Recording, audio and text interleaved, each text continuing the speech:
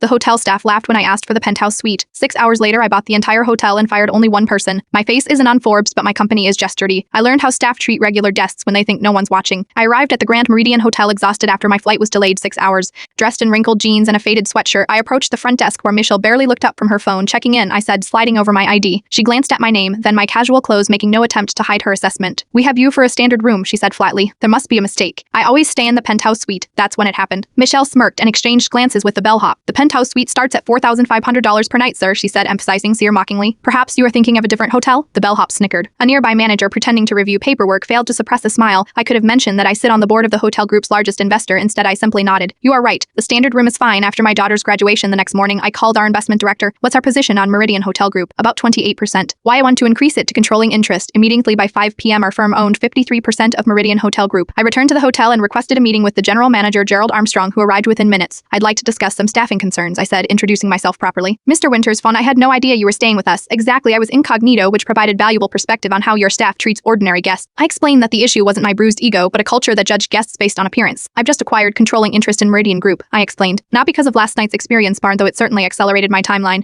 We called in each staff member for my check-in, most were nervously apologetic." Then Michelle arrived, still scrolling on her phone. "Michelle," Gerald began, "this gentleman checked in last night." She glanced up. "The standard room guy who thought he was penthouse material," she said before catching herself. I smiled. "I am also the guy who just bought the hotel." Her phone nearly fell to the floor. "I don't mind that you didn't recognize me. I mind that you thought it was acceptable to mock any guest. That suggests this isn't the right workplace for you. I didn't buy the hotel because they disrespected me. I bought it because if they treated me that way, how are they treating people who had saved for months just to spend one special night? Sometimes respect isn't just good service, parenthood's good business."